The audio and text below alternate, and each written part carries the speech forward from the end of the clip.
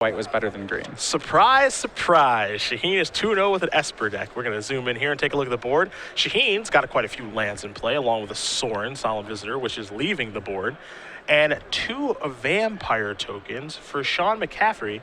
He's playing Mardu midrange, a deck that is picking up in popularity in a big way here in the Open Series. Got a Seeker of the Way, a Goblin token you have to imagine is from Goblin Rabblemaster, though it could be Hordling Outburst and a bunch of lands. So we are deep into game number 2 here. Shaheen is up a game. Shaheen's deck exactly what you'd expect from him. He has 8 main deck Planeswalkers, the full set of End Hostilities, and a full set of Dissolves. Let's see what this is going to be. A Butcher of the Horde. Shaheen's actually looking to dissolve in his hand right now. So will he pull the trigger? The answer is yes. That will get countered. Take a look at the top card. Leave it on top very quickly. Wonder what that is. Here comes a Seeker. There's a double block. There goes a Tom Ross token. See what else is going to happen here in just a moment. Shaheen left that card on top of his deck in the dissolve very fast. So I know there's no Sphinx's Revelation draw in the format, so I'm really wondering what this is. Right, he does have 4 Dig Through Time in his deck. And Dig Through Time, while not Sphinx's Revelation, resolving one can feel pretty backbreaking for an opponent.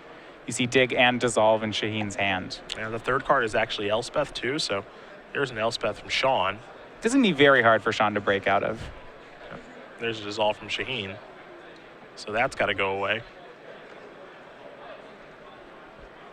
Take a look at the top card here, Will Shaheen. That one's going to the bottom. He'll draw a card. Didn't get a great look. And it looks like Shaheen couldn't dig End Step there. He only has 3 blue mana right now, actually. So if he dissolves in a turn, he can't dig. He's going to cast an Elspeth now with 2 blue mana left over to be able to dig. So this is the shields down moment, and it's not a very big one, but this is where Sean gets to resolve a spell.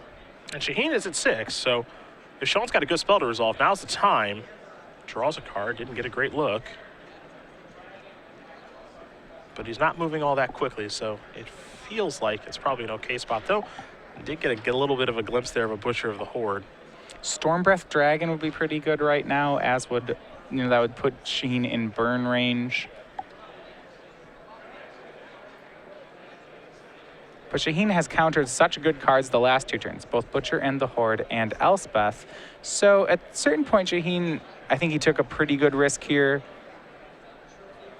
At some point, you assume that your opponent has used their best spells. Butcher felt like a bait spell, so then when he went for the Elspeth, that felt like a trump. And once you countered their bait spell and what you think is the card they were setting up for, then you can kind of figure that maybe that any good card they have remaining would be something they had top decked.